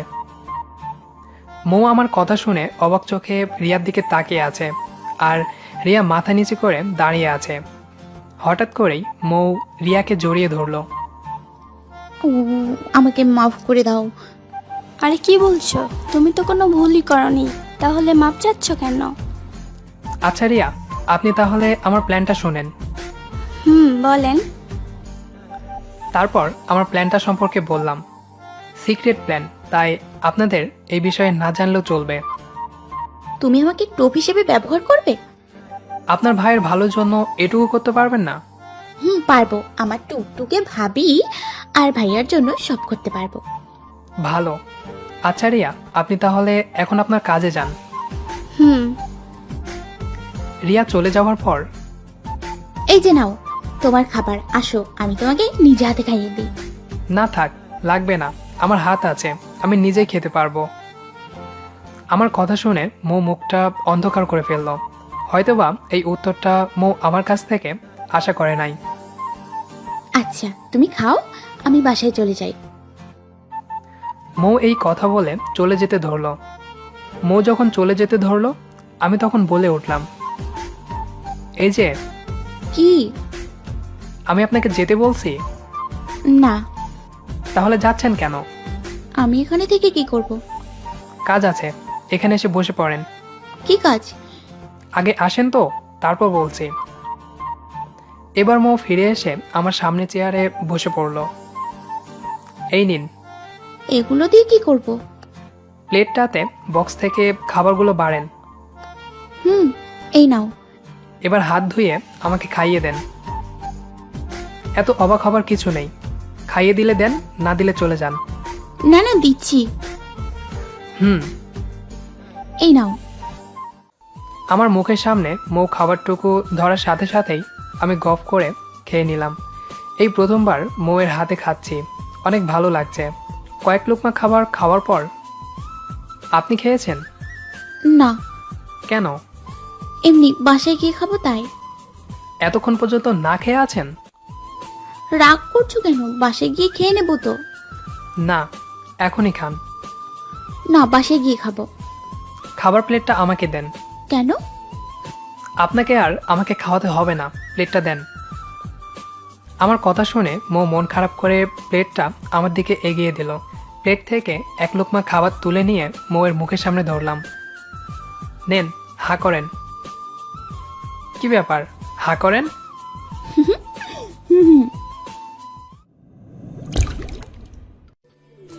আমার হাতে থাকা খাবারটুকু খেয়ে নিল।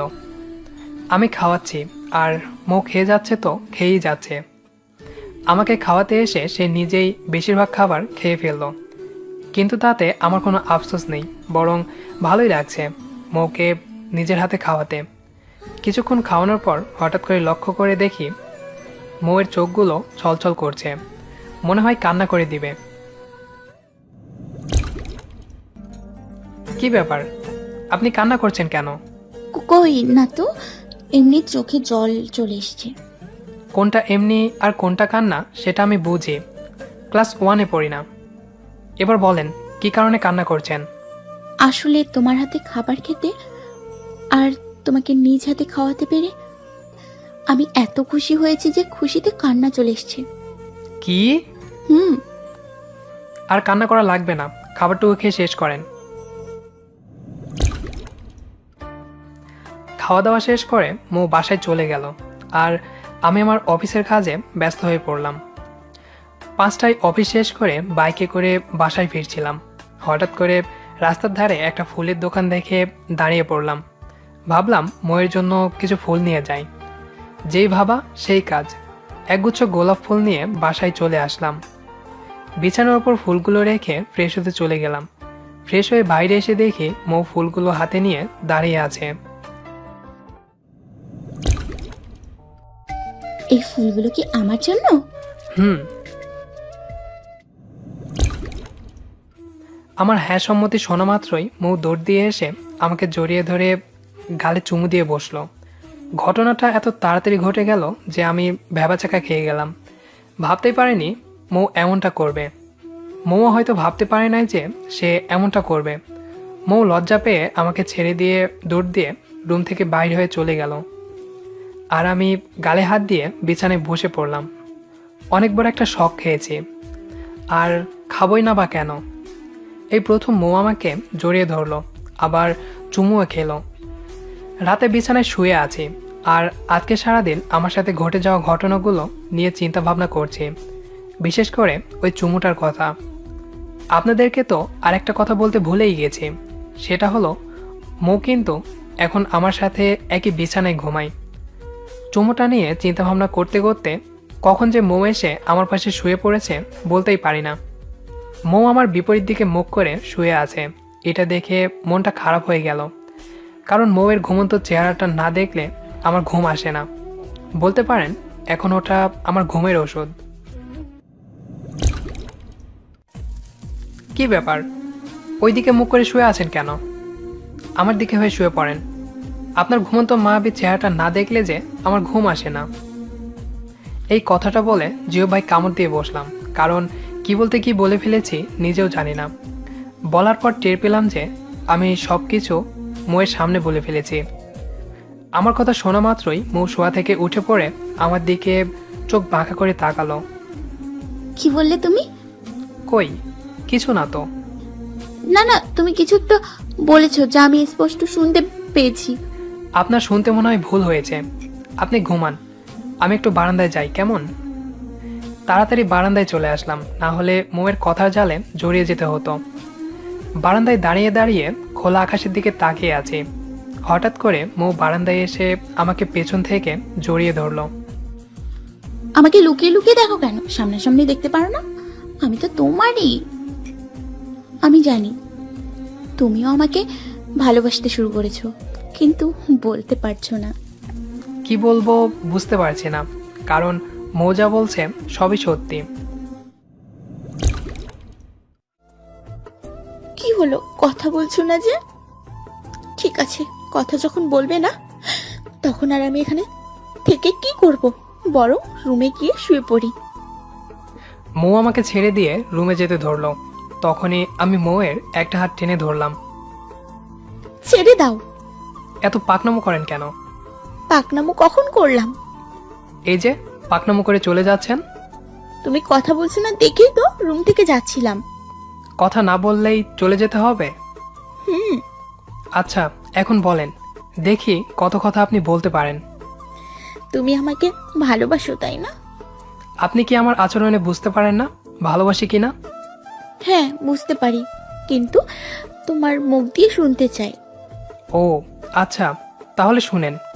আমি আপনাকে ভালোবাসি। না হয় নাই, আপনি করে বলা যাবে না, তাহলে কি বলবো? তুমি করে বলতে হবে। আমি তোমাকে ভালোবাসি। এবার ঠিক আছে? আমিও তোমাকে অনেক ভালোবাসি। আচ্ছা, আমি যদি তোমাকে মেনে না নিতাম তাহলে তুমি কি করতে? আমার বিশ্বাস ছিল তুমি কোনো না কোনো একদিন আমাকে মেনে নেবে, তাই কখনোই বিষয় নিয়ে ভাবা হয়নি। বাহ, এত আত্মবিশ্বাস! হুম চলো রুমে যাই, ঘুমাতে হবে, কালকে আবার অফিস আছে। ভাবলাম আজকে সারা রাত গল্প করব, তাহলে আমার অফিস? দরকার হলে কালকে যাবে না। আচ্ছা, তুমি যখন বলছো ঠিক আছে, কালকে যাব না। এবার খুশি? এই জন্য তো তোমাকে আমি এত ভালোবাসি। এটা কি হলো? কি আবার আদর দিলাম? এটাকে আদর বলে? কেন? মোয়ের ঠোঁটে হালকা করে কিস দিয়ে বললাম, আমি তো জানতাম এইটাকে আদর বলে। যা ফাজিল, এটাকে কিস বলে। ও মা, তাই? এটাকে কিস বলে? তাহলে তো আবারও দিতে হয়। পুরো কথাটা বলার আগেই আমার ঠোঁট দিয়ে মোয়ের ঠোঁটগুলো বন্ধ করে দিলাম। 1 মিনিট পর ছেড়ে দিয়ে আমিও হাঁপাচ্ছি, সাথে মৌ হাঁপাচ্ছে। এতক্ষণ ধরে কেউ কিস করে? আমি করি। জানো, কয়েকদিন আগে মা আমাকে জিজ্ঞেস করেছিল কি? তারা নাতি নাতনির মুখ কবে দেখবে। তা তুমি কি বললে? কি আর বলতাম, চুপ করে দাঁড়িয়েছিলাম। ও ঠিক আছে, কালকে বলবে 1 বছর পর তারা নাতি নাতনির মুখ দেখতে পারবে। সেটা কিভাবে? দাঁড়াও দেখাচ্ছি।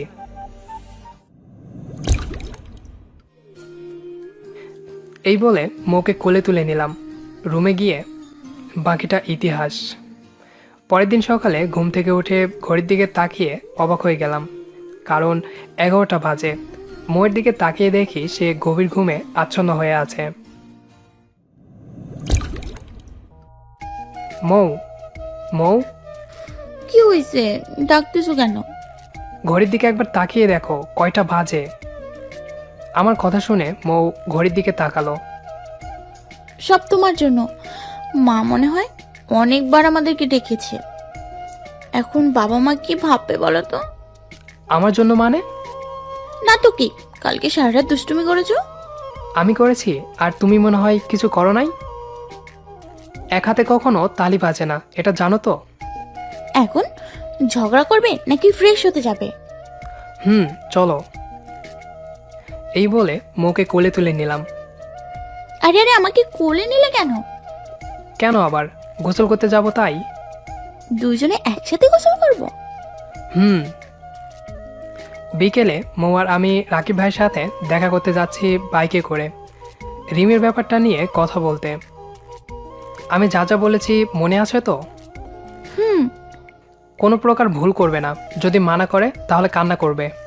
ভাইয়া আমাকে না বলতেই পারবে না। তোমাকে এসব নিয়ে এত ভাবতে হবে না, মনোযোগ দিয়ে বাইক চালাও। মৌদের বাসায় পৌঁছার পর, আসসালামু আলাইকুম ভাইয়া। ওয়ালাইকুম আসসালাম। কেমন আছেন ভাইয়া? ভালো। তোমরা কেমন আছো? জি, আমরাও ভালো আছি। তা হঠাৎ করে আমার কাছে আসার কারণ কি? ভাইয়া, তোমার বয়স কত? এটা আবার কেমন প্রশ্ন মৌ? ভাইয়া আগে বলো না, দরকার আছে। এই 27-28। তুমি তো আমাকে খুব ভালোবাসো, তাই না ভাইয়া? এটা কি তোকে বলতে হবে? না, বলতে হবে না, সেটা আমি ভালো করেই জানি।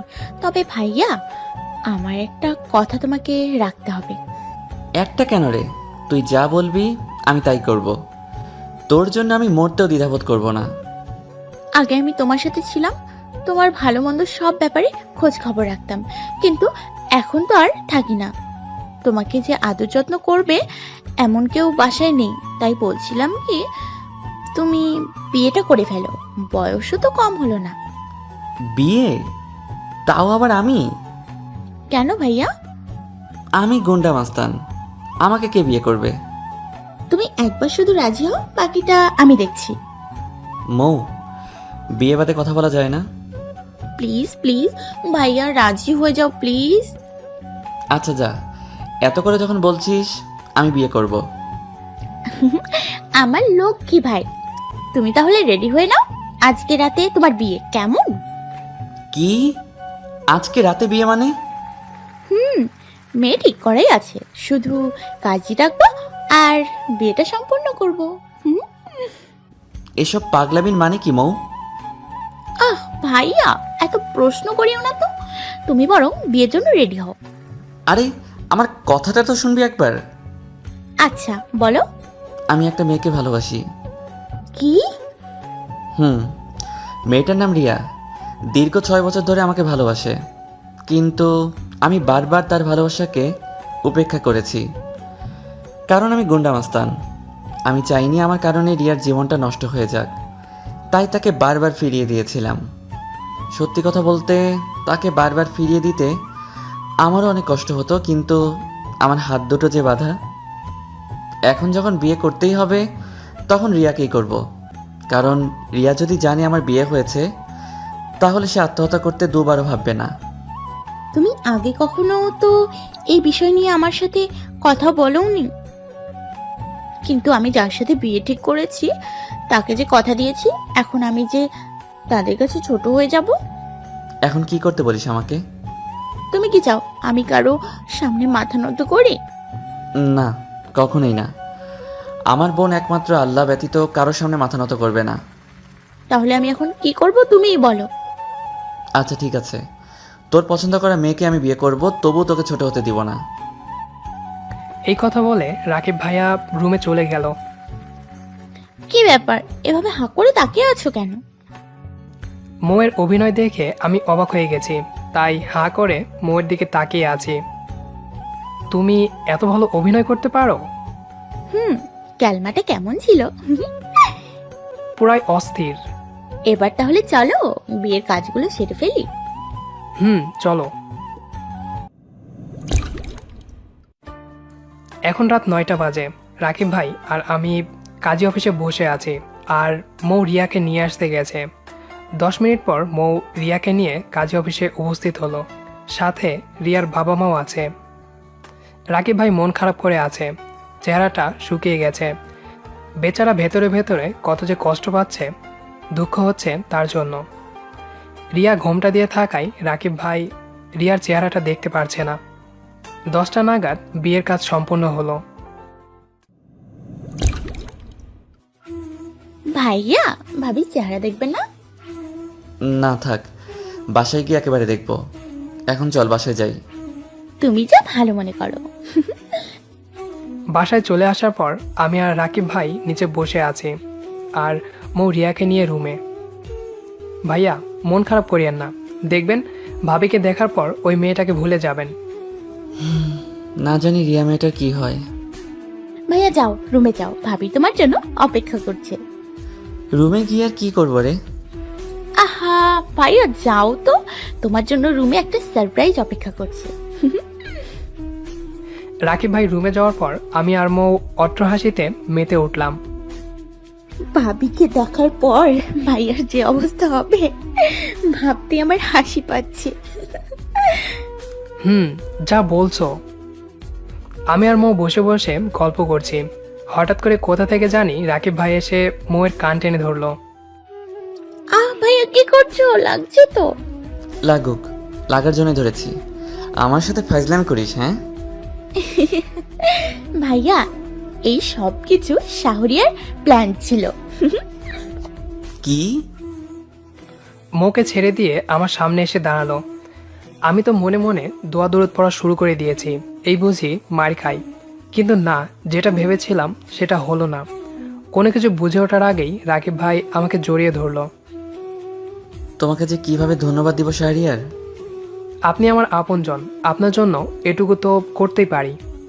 তারপরও তুমি আমার জন্য যা করলে। আপনাকে অনেক ধন্যবাদ স্যার। পেছনে তাকিয়ে দেখি রিয়াও চলে এসেছে। আমাকে আপনি করে বলছেন কেন? আপনি আমার সম্পর্কে বড়, এখন থেকে তুমি করেই বলবেন। আর এই স্যার কি? হ্যাঁ ভুল হয়ে গেছে। মনে রাখবেন। 2 মাস পর অফিসের কেবিনে বসে কিছু ফাইল দেখছিলাম, তখনই আমার ফোনে একটা কল আসলো। তাকে দেখি বাসার নাম্বার, তাই তাড়াতাড়ি ফোনটা পিক করলাম।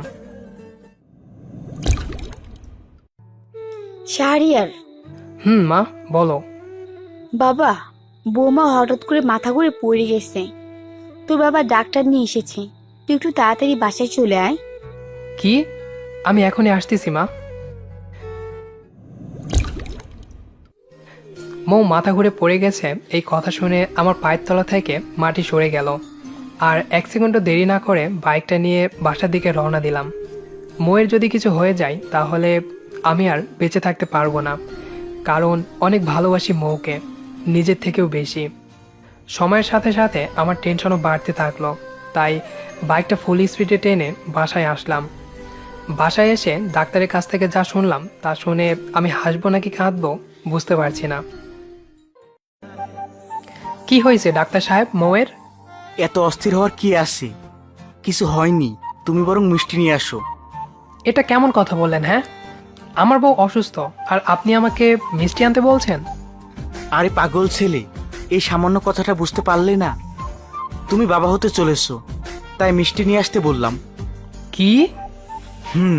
ইনজেকশন দিয়েছি, কিছুক্ষণ পর জ্ঞান ফিরে আসবে। আর কালকে ওকে নিয়ে একবার আমার কাছে আসবে, কিছু চেক আপ করতে হবে। জি। ডাক্তার যাবার পরে মা, আব্বু কোথায়? তোর আব্বু বাজারে গেছে মিষ্টি আনতে। কখন গেল? যখন শুনেছে বাড়িতে নতুন অতিথি আসছে তখনই মিষ্টি আনতে চলে গেছে। ও, তুই মৌয়ের পাশে বসে থাক, আমি বরং নিচে যাই। ঠিক আছে।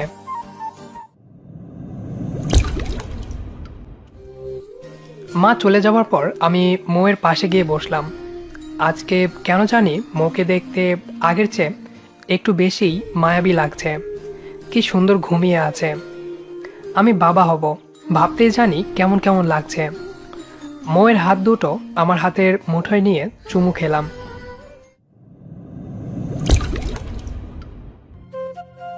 পাগলিটা তাহলে মা হবে, ভাবা যায়। 1 ঘন্টা হয়ে গেল, মৌ চোখ খুলছে না দেখে আমার কিছুটা চিন্তা হতে লাগলো। কিন্তু মৌ আমাকে ভুল প্রমাণিত করে আস্তে আস্তে চোখ দুটো খুলল। মৌয়ের জ্ঞান ফিরেছে দেখে আমি সাথে সাথেই মৌকে জড়িয়ে ধরে কান্না করে দিলাম।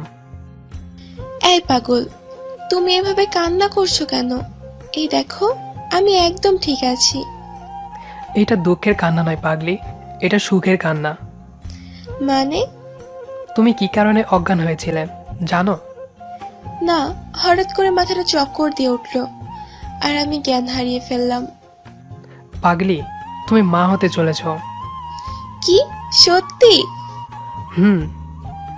এই যে আমি মিষ্টি নিয়ে এসে গেছি। হঠাৎ করেই আব্বু রুমে ঢোকায় আমরা দুজনে ভ্যাবাচাকা খেয়ে গেলাম, কারণ আমরা একে অপরকে জড়িয়ে ধরেছিলাম। ওহ সরি, ভুল সময় এসে গেলাম মনে হয়। আরে না আব্বু। তাহলে ঠিক আছে, এই নে মিষ্টি খা। দাও। বৌমা হা করো। আব্বু মৌয়ের মুখের সামনে মিষ্টি ধরে আছে, কিন্তু মৌ লজ্জায় মাথা নিচু করে আছে। কি হলো মৌ? আজকে সত্যি আমি অনেক খুশি। যাই, এই মিষ্টিগুলো অফিসের কলিগগুলোকে দিয়ে আসি। এই বলে আব্বু রুম থেকে চলে গেল। তুমি লজ্জাও পেতে পারো, আমার তো জানা ছিল না। যাও তো, ফাজলামো বন্ধ করো। ঠিক আছে, ফাজলামো বাদ দিলাম। এই নাও ফোন, আর রাকিব ভাইকে ফোন দিয়ে খুশির খবরটা দাও। দাও। মৌ আমার কাছ থেকে ফোনটা নিয়ে রাকিব ভাইকে ফোন দিল। হ্যালো ভাইয়া। ওপাশ থেকে কি এখন বলছে তা আমি শুনতে পাচ্ছি না। একটা খুশির খবর আছে ভাইয়া, তুমি মামা হতে চলেছ। কথা বলা শেষে ভাইয়া অনেক খুশি হয়েছে। তাই? জানো, ভাইয়ের অনেক দিনের ইচ্ছে আমার ছেলে মেয়ের সাথে খেলা করবে। তাহলে তো তোমার ভাইয়ার ইচ্ছেটা এবার পূরণ হবে। হুম। আচ্ছা মৌ, আমি একটু অফিসে যাই। কেন? না মানে একটু কলিগদের মিষ্টি খাওয়াতাম। ঠিক আছে যাও, তবে তাড়াতাড়ি চলে আসবে কিন্তু। আমি কি আমার বউটার কথা ফেলতে পারি? তাড়াতাড়ি চলে আসবো।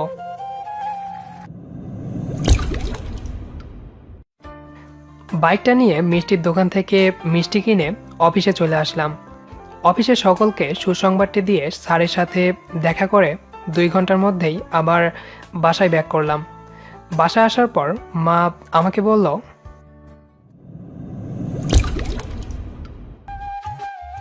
রাকিব এসেছে, কোথায় এখন তিনি? রুমে আছে। ও আচ্ছা। রুমে এসে দেখি মৌ, রিয়া আর রাকিব ভাইয়া বসে বসে গল্প করছে, কিন্তু রুমের চারপাশে তাকিয়ে আমি অবাক হয়ে গেলাম, কারণ রুমটা ছোট বাচ্চাদের খেলনা দিয়ে ভর্তি করা। দেখেছো ভাইয়ার কাণ্ড কারখানা? তা তো দেখতেই পারছি। শাহরিয়ার, এখানে এসে বসো। রাকিব ভাইয়ার কথা মতো তার পাশে গিয়ে বসলাম। আজকে সত্যি আমি অনেক খুশি। খুব শীঘ্রই আমার একটা ইচ্ছা পূরণ হতে যাচ্ছে। জি ভাইয়া, দোয়া করবেন। তোমাদের জন্য আমার দোয়া সব সময় আছে। এই সময় আমার বোনটার সাথে একটু বেশি সময় অতিবাহিত করবে কিন্তু। জি ভাইয়া। বলছিলাম কি, শাহরিয়ার বাচ্চা হওয়ার আগ পর্যন্ত মেয়েদেরকে তাদের বাপের বাড়ি থাকতে হয়। তাই ভাবছি মৌকে আমাদের বাসায় নিয়ে যাব। না, বরং আপনারাই এখানে চলে আসেন। বাচ্চা না হওয়া পর্যন্ত এখানেই থাকবেন। বাহ বাহ, বউয়ের প্রতি এত ভালোবাসা। 6 বছর পর। কি ব্যাপার মামুনি, তুমি কান্না করছো কেন? সিয়াম আমাকে মেরেছে। সিয়াম তোমাকে মেরেছে? দাঁড়াও, আমি সিয়ামকে এখনই বকে দিচ্ছি। সিয়াম, সিয়াম, এই সিয়াম। কি হয়েছে? এভাবে চিল্লাচিল্লি করছো কেন? তোমার ছেলে কোথায়? কেন, বাগানে খেলা করছে? খেলা করছে নাকি মারামারি করছে? হ্যাঁ, কেন, কি হয়েছে? তিশাকে নাকি সিয়াম মেরেছে? সিয়াম তোমাকে মেরেছে মামুনি? আন্টি। কান্না থামাও, আমি এক্ষুনি সিয়ামকে বকে দেব, কেমন? এখন যাও খেলা করো।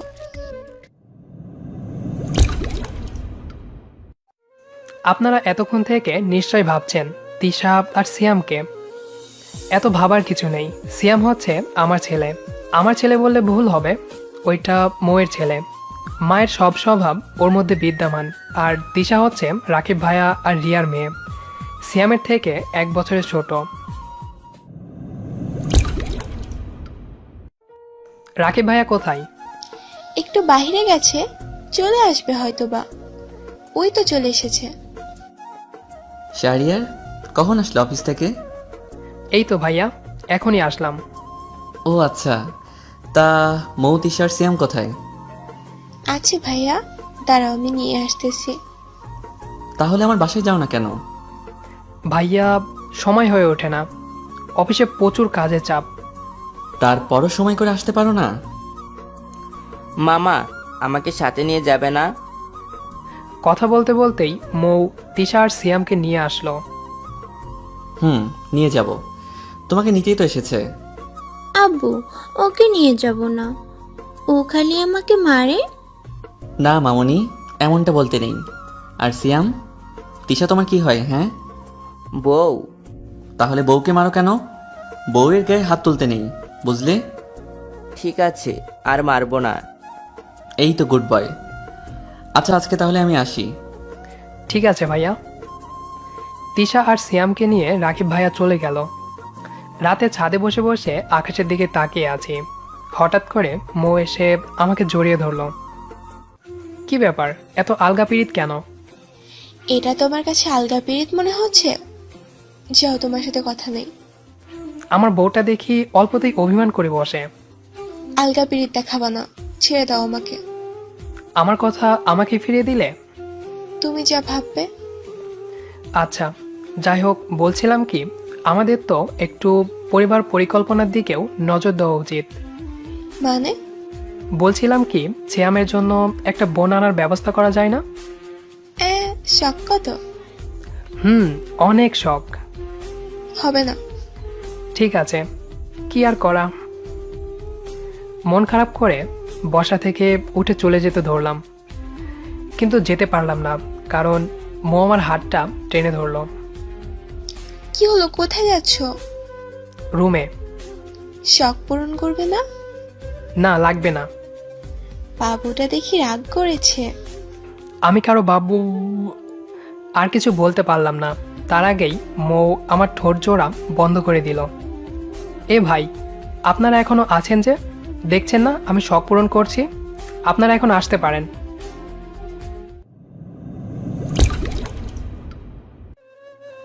গল্পটি আপনাদের কাছে কেমন লেগেছে অবশ্যই কমেন্ট করে জানাবেন। আর একটা কথা, নিজে ভালো থাকবেন আর অন্যকেও ভালো রাখবেন। দেখা হবে আবার নতুন কোনো গল্পের সাথে। সেই পর্যন্ত সবাই ভালো থাকুন, সুস্থ থাকুন। আর এরকম আরও সুন্দর সুন্দর ভালোবাসার গল্প পেতে আমাদের তানভীজ ভয়েস ইউটিউব চ্যানেলটি সাবস্ক্রাইব করে আমাদের সাথেই থাকবেন। ধন্যবাদ সবাইকে।